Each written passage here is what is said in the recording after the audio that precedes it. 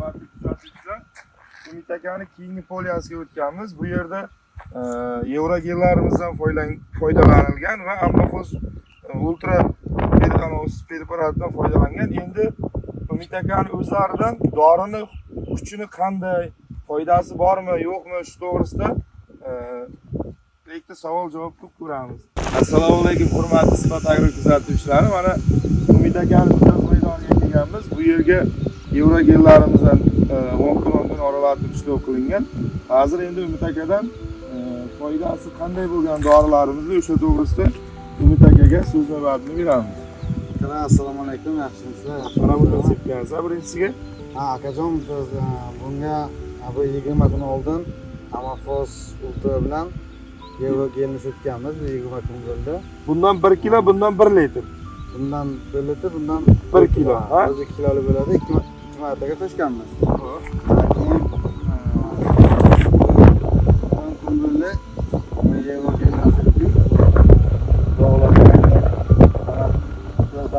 Holati yaxshi, shukr. Yozlarimiz endi mana ko'proq kali Amorphos bermoqchimiz. Mana shu bagidan Amorphos, to'midan Amorphos bermagan edik. Shuning bagidan beryapmiz. Yo'q, natijasi yaxshi, xudoga shukr.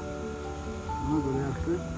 Endi aka uchinchisiga yana bu Eurogelimiz bor. 0-50-50.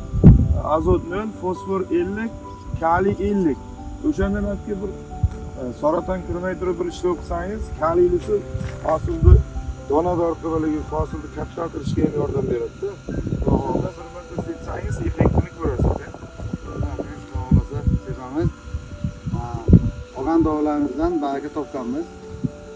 Yaxshi. Barcha fermer va dehqon xo'jaligi rahbarlariga Eurogellarimizdan tavsiya qilib qolamiz. Har qanday ekin qishloq xo'jaligida ekiladigan ekinlarga bemalol qo'rqmasdan foydalanishlaringiz mumkin. Mana piyozda holatni ko'rishlaringiz mumkin. Piyoz hozirgi kunda mana shunday holatda.